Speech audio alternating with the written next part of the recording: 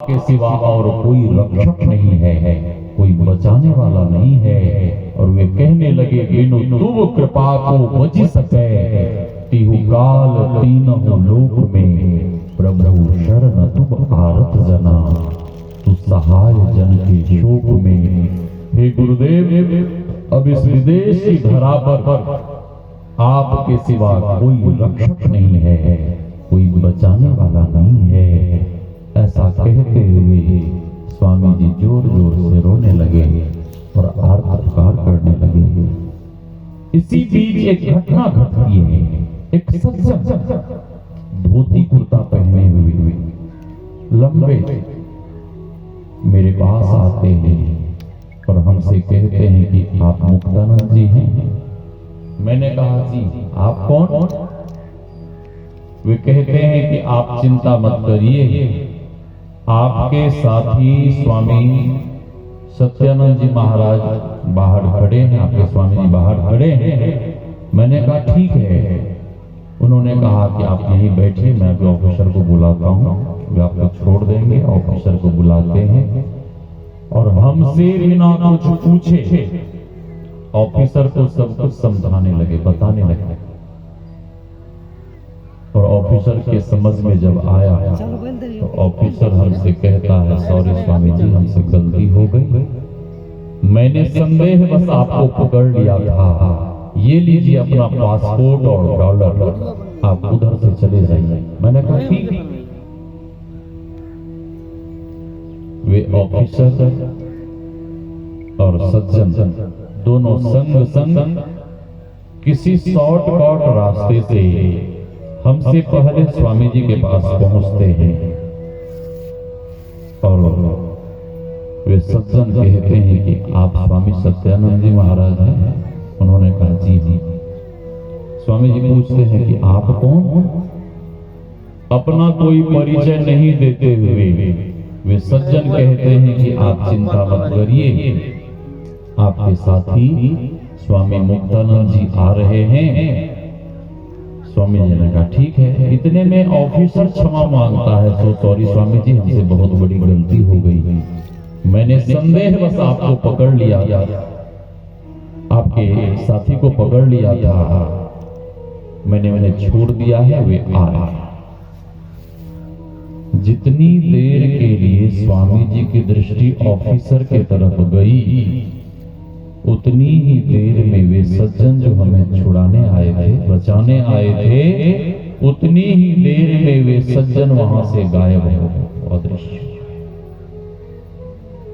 मैं पहुंचा, उनका रोया रोया चेहरा,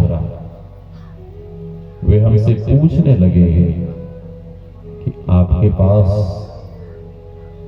जो सज्जन गए थे, क्या आप उन्हें पहचानते थे? मैंने कहा नहीं, मैं तो यह समझ रहा था कि आपका भेजा हुआ कोई भक्त होगा। उन्होंने कहा कि नहीं, वे मेरे कोई भक्त नहीं थे। मैंने कहा कि वो तो हमसे बिना कुछ पूछे आपके बारे में, मेरे बारे में ऑफिसर को सब कुछ समझा रहे थे। इतना कहना था कि स्वामी जी पुनः दोबारा से जोर जोर से रोना शुरू कर दिए। मैंने पूछा आप रो क्यों रहे हैं? वे रोते हुए कहते हैं कि अभी तक आप समझ नहीं पाए। मैंने कहा नहीं। वे रोते हुए कहते हैं कि आपके पास कुर्सी पर बैठे रहे, आपने उन्हें पहचाना नहीं, मेरे पास आकर खड़े रहे, मैं उनका चरण स्पर्श तक नहीं कर पाया। मैंने पूछा कौन थे, तो रोते हुए कहते हैं कि वे सज्जन के रूप में आपकी रक्षा को, आपको बचाने के लिए वे सज्जन के रूप में और कोई नहीं, वे सज्जन के रूप में तो साक्षात गुरु महाराज ही आए। स्वामी जी कहते हैं इस विदेश की धरा पर गुरुदेव का चरण पड़ा है, इस धरा को नमन करिए। उन्होंने प्रणाम किया, मैंने भी प्रणाम किया। फिर हांगकांग शहर में लक्ष्मी नारायण टेम्पल में जहां कार्यक्रम था, हम लोग वहां चले गए।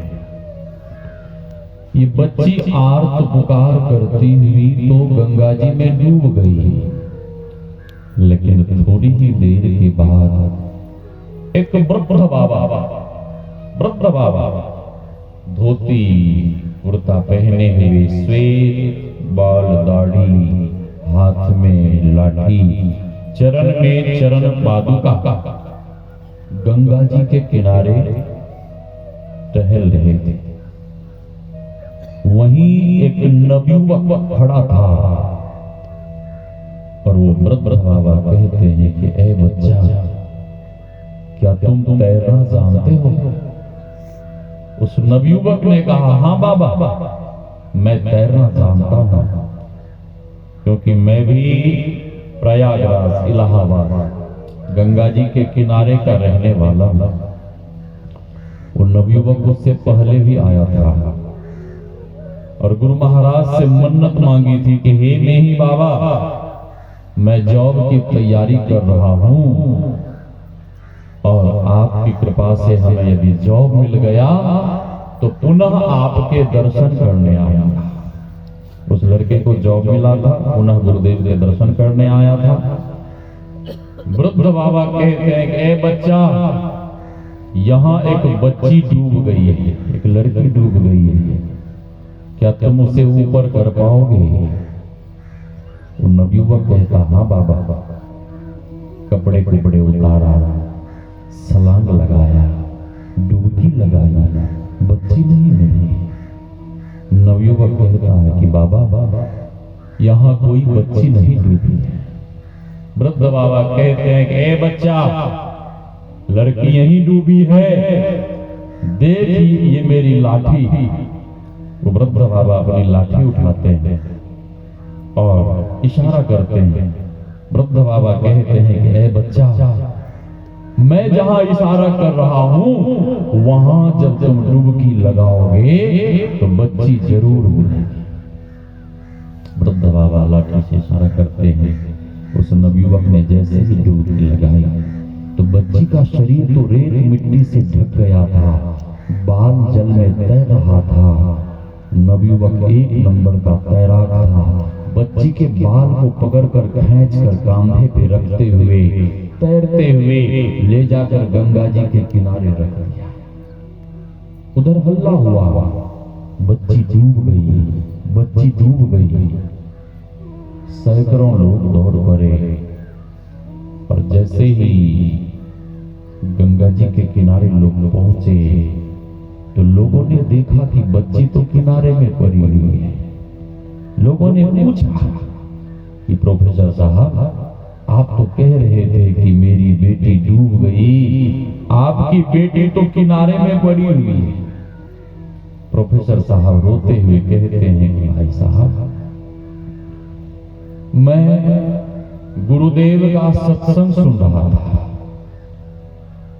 सूचना मिलने पर भी मैं अपनी डूबी हुई बिटिया को देखने को नहीं आया और मुझे तो ऐसा लगता है कि मेरे समर्पण भाव को देखकर मेरे गुरुदेव की वाणी में है, नित्यवती सत्संग कर ले प्यारा, तेरा कार सरे सारा।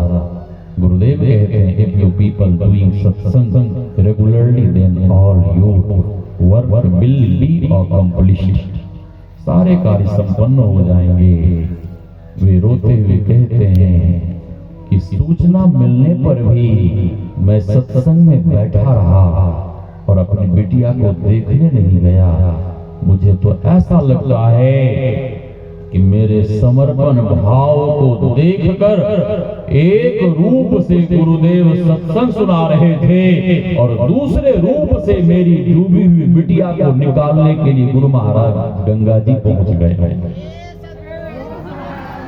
ऐसा हुआ होगा, ऐसा हुआ होगा। ये अनुमान लगाना, ये अनुमान, अंदाजा, ये सब बातें बाद में खुली। बच्ची के पास जाते हैं, देखते हैं कि बच्ची के शरीर में चेतना नहीं। निष्प्राण जैसी बच्ची को गोदी में उठाते हैं, रोते बिलखते गुरु निवास जाते हैं। देखिए आज कितना हम आपका सौभाग्य है। आज पूज्यपाद महर्षि शमशेरवीर जी महाराज की पावन जयंती है। पावन जयंती हमारे बाबा पीछे बैठे हैं, क्या नाम बाबा?